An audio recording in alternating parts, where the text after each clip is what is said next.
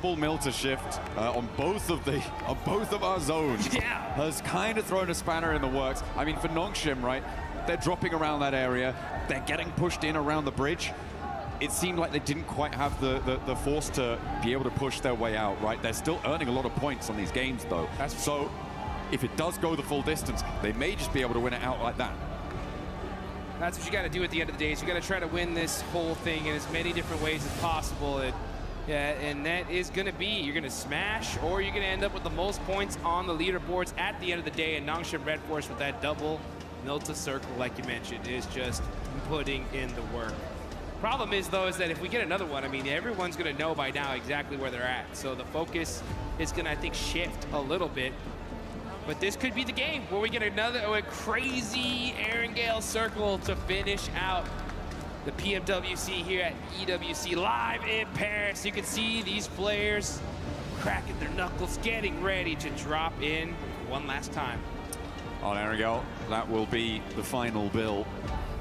3 teams, as you say before. Out of those 3, I feel like for my money, given today's games, I'm favoring either S2G or Nongshim Red Force. I feel like for me, E-Arena today has been solid, consistent, but not a game-winning team. And I need to see a little bit more from them to be confident in their ability to fully confirm on that smash. But we've seen them do some crazy stuff, right? They have broken records on their road here, and now they're in with a chance to take that title, give Schweppes his 3rd performance at a global level to get a global stage title with those 2 PMWI trophies already behind him, looking for a 3rd time to take it home.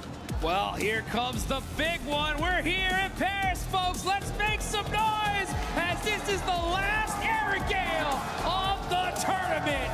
Could this be the final match? That's the question we're about to find out as we're looking now at the plane. These players are locked, loaded, ready to go.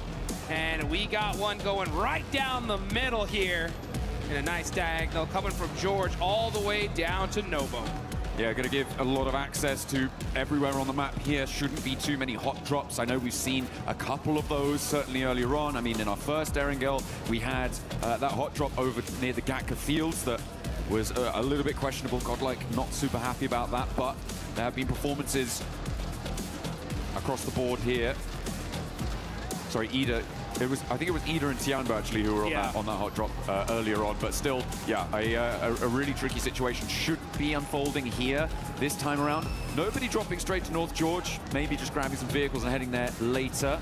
Orangutan sending WizGod very far up north, isolated from the rest of the roster. Potentially, again, just grabbing a vehicle, gonna break out and rejoin in a moment. As we take a look at our top players, though, it's a 3-way tie with Ulf, Nongshim Red Force, and Horror all having their representatives on our highest elimination counts. Oh! And it's a milli circle. Let's go. I saw some people pop up in the stands after seeing that zone shift. Here we are in military. All right. Aurora are going to be down there. Nongshim Red Force are going to be close to this circle as well. Man, oh man, Erangel doesn't disappoint here.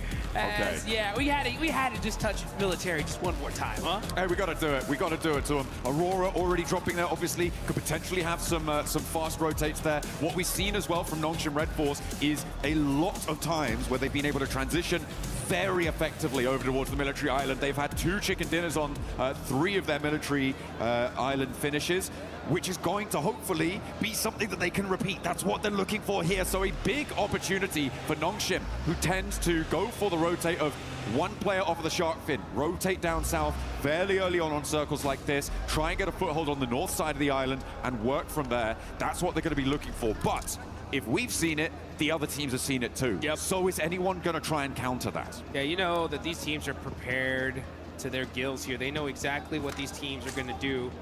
It's just, how are they going to execute it? That's going to be the question. Speaking of execution, if we look at the leaderboards right now, there are some teams that could still definitely win this whole tournament further down.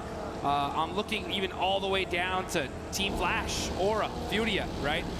In my mind, though, it's getting to the point to where if they're going to win this thing, it's going to be via Smash, right? And if they're going to Smash, they have this game, and they have one more game to get within that threshold, okay? So if you look at Flash with 92 points, that's still quite a few away to get to that 122, but they have to do it in these next 2 games because you have to hit that threshold and then win the next game. Absolutely. I mean, from 12th down, I feel like it is pretty much done and dusted for the title, unfortunately. 74 points, putting you really, really far behind of that Smash threshold. Unless everybody else in the entire lobby stops earning points and you just keep going on a points victory, maybe. But still, I'm not too sure about that one. So for 12th down, 48. Yeah, it's 48. I'm having a bad time thinking about their prospects moving on forwards, which is unfortunate. But there are opportunities for the rest of the lobby to keep that ball rolling. As you say, Flash really very much on an outside chance. I feel like anyone below 7th place is in that same boat, right? Having a really, really tough time. And even in 7th, 6th, and 5th to boot, it's going to be really rough. It will necessitate a chicken dinner in this match. Yep. To go across. This is that Nongshim Red Force rotate. Here they go to tune in with our teams in the Smash zone. Nongshim Red Force now across to the military island. S2G went very, very quickly, which makes me question how much loot they're going to have on board to try and hold this. Nongshim took a little bit longer to get across, which is going to give them some more power, some more backstop of utility of supplies. And Aurora, of course, dropping over in that military base. They're not in the Smash zone just yet, but they are the team that is closest to it. Only 7 points behind right now. E-Arena, they're still in South George. It's very likely that they're going to take a long time to go for this rotate. Yeah, super unlucky on the side of E-Arena. They've had to do the longest rotations in Erangel all day today, and I think that's why we've seen them not have as much success as normal. But this is a perfect zone for Nongshim, right? They're going to have the north side of military all to themselves. They know this side of the map like the back of their hand. Enigma Galaxy, in the meantime, starting to mix in a little bit with Ida, a team they're super familiar with as they battled with them in Pachinki at the start here of the finals. I mean, it felt like, Ida were across the bridge a lot earlier than this. They just did not have a setup. No. So, Enigma Galaxy getting across pretty much for free on that location is a great result for the squad. They are, of course, 22 points behind that Smash bubble, which they'll need to try and push past in the next, as you say, 2 matches. Yep. To break on in there. And now Ulf could potentially try and roll across the bridge, but they are going to roll into a much harder stopping block, I imagine, given that Ida have now kind of solidified out to the west side of that exit, and Enigma Galaxy hold the compound to the east side of the bridge. I'm interested to see the kind of plays we're going to see from these teams, especially in that lower part of the leaderboards, because, you know, they want to still win this. It's still possible, but what kind of different play styles are we going to see? Like, even Godlike with 74 points, to make it possible, they need a 25-point game here and in the next one. So they'd have to go and just eliminate everybody, right? So I would want to see aggression no matter what from them. Team Flash with 92 points, right? They're going to be hunting down that 122.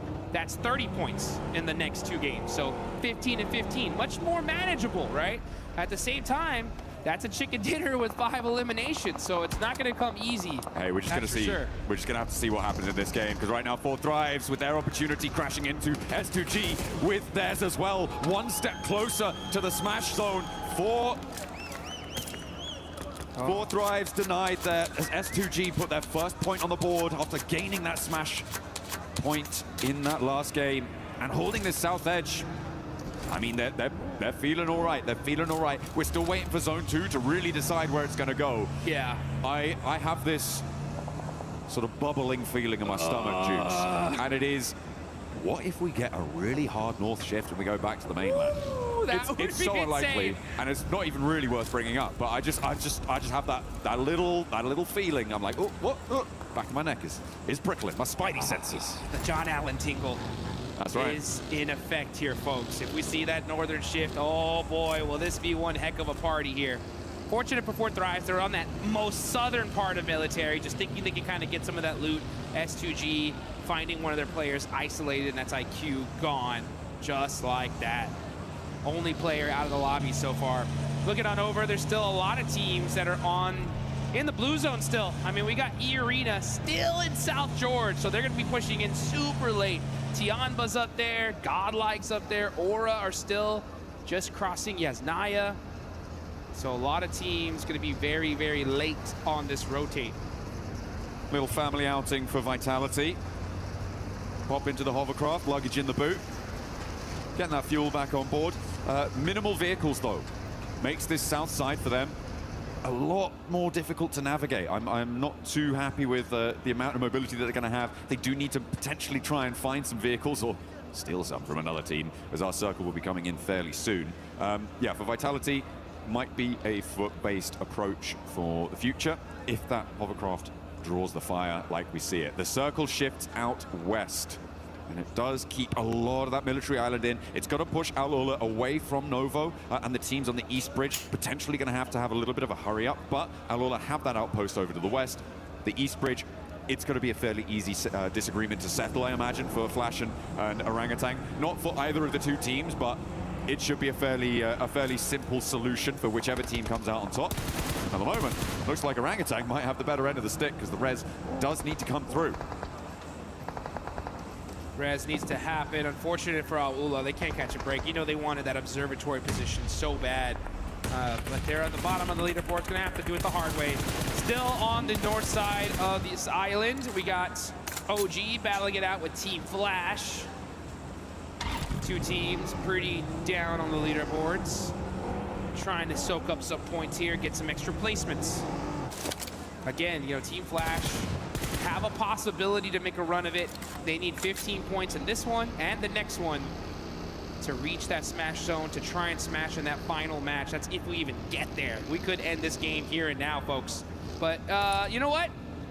Before it ends, you guys gotta get the game and get one of those Naruto Uzumaki skins right there. We got the Ninetales Furies AUG still available. Get it while you still can. Aurora, though, in fourth right. This is a huge fight. They are battling it out over by these plain fields. Zol's gonna have the angle there on T24, throws the Molotov on him. He's gonna have to move. The nade goes out to Zol, picks him off a little bit. And now it's a battle. The util, he touched the molly! Oh. He touched it with the tiptoe and gets knocked. Another huge mistake here out of Four Thrives. Hey, Four Thrives had so much momentum, but the pendulum swings back the other way, and Aurora now are another step closer. They put a second elimination point on the board. They are drawing inexorably towards that 122 metric. Now 5 points for them left to try and claim, to join for a potential smash in Miramar if we get that far, because remember, 3 teams can still win it. And we've seen 2 chicken dinners on Millie Circles coming from Nongshim, who have a 2-2 split on the north side of the island right now. Furia may look to try and challenge the northern point of this. And are Nongshim going to look to regroup over towards the northwest side of Millie? They will have to, at some point, decide which outpost they want to commit to. It may need another circle for them to do so. Yeah, they're in a really great spot right now. The problem is that everyone's going to want it. And they are completely surrounded by squads. And I guarantee you, the second a team realizes Nongshim where they're at, they're going to full commit to them for sure to try and stop them. E-Arena, meanwhile, going to be coming in through the zone on the north side. Where's the shift going to go? If it goes to the bridge, oh, this is going to be straight chaotic. It's going to go. It's going to go a little bit close to the bridge. Now Nongshim need to regroup. For my money, I think that southwest side might just be a little bit better for them. They're right next to Ida there. Fury are going to charge on in over the hills. E-Arena have yet to get across the zone as well to get towards that military island crossing. Godlike are going to contest them on it. This could be the make or break moment for E-Arena. If they can get across, they've got the backline of that coast to keep them a little bit safer, but they have to get there first and challenge off Ulf. Maybe Nigma Galaxy will join in that fray, but they have to get across. Yeah, they're gonna have to get across, and it's gonna be a tough one right now. I mean, there is so many different teams crowding these bridges, and on both sides, on the eastern and western bridge. You can see Nongshim, though, they got those sandbags. They're going to be holding this hill. This is a great spot in this circle. Going to have so many different sight lines. They can rotate away from it if necessary. They just got to watch out for the crash. These guys are set up for this one here. I'm not kidding. They are the biggest threat in this lobby right now. It's crazy. Nongshim in a command point in this circle with the chance to smash this away, put another military victory under their belt as well, would be incredible. What a way to close it down, but they have got a long way to go. We're only 12.5 minutes into this game, and there's going to be at least 15 more of them ticking away. Every second, a drop of sweat beading on their foreheads of one of our players. There's Godlike keeping an eye on E-Arena. Oh, it looks like we did get a huge knock. That's XZY. Okay, that's reasonable. Yeah, that is resable, so you should be able to get safe. Yeah, okay, so Nongshim gonna keep their player up here. Okay. Remember, they don't know who it is until it's flushed, so they still don't have a clue it's Nongshim just yet. We'll be able to get that healing done. Unlikely that there's any full crashes onto this Nongshim position, given that the direction of crash would need to come from the north side at the moment, and Furia, Alula, generally not going to have the greatest of times getting across whilst each other are still there, not to mention Enigma Galaxy pushing in from that north side as well. So I feel like for the next circle 2, maybe, Nongshim Red Force going to be very, very safe and secure in this position in a central spot. I'm also looking at S2G on the southwest side. No one really contesting them. Of course, you do still have Falak from 4 Thrives, the last player to stay alive, who could potentially find a backstop position, find an off angle, a cheeky little snake in the grass play. But for S2G on the southwest side, I think they have a good run up as well once everybody else crunches in. Yeah, there's so many teams here. I mean, S2G, Nongshim Red Force, they're going to have some big dominant positions and could win this game and end the tournament here and now.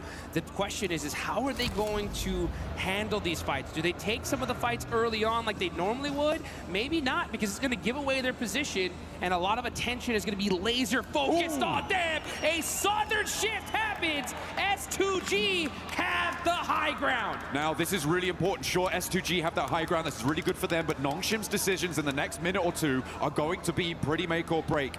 The teams on the northeast side will have to figure out who's going to take a crack at it. I feel like Nongshim can kind of stay here for a little bit longer, but they have to be able to hold out as the crossing on the bridge starts to unfold. We've got 4 teams behind the queue, and actually E-Arena are sweeping in to try and play in behind this. They think, oh, surely the eastern bridge is going to be empty. Think again. Nope, there are a whole bunch of teams holding on this eastern bridge. There's like a bunch of squads, and IGL's had the same idea. And this is stage 4. The blue zone is really going to start chunking them here. They cannot afford to be holding here for so long. And for Team Flash, this is their chance to disrupt E-Arena. A real big chance. E-Arena have stumbled at every block since that first match that saw them into the smash zone.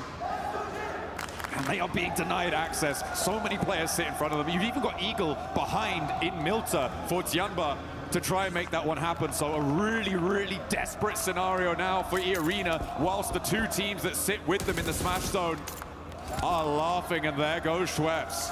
There goes Schweppes. Unresable now, stage 4. And now WizGod is going to be looking to get that thirst, soak up them points. They know it's E-Arena here. Oh, the pan shot. Okay. Woo! He said, okay, let me go ahead and get back to this side. Mormon desperate at this point. Just going to be full sending it across this bridge to try and survive. The blue zone chunking them down. And the crowd, you can hear them chanting. I can hear the S2G chants already. They know this looks really good, but can they finish it out? Oh, this east side concluding, and we didn't really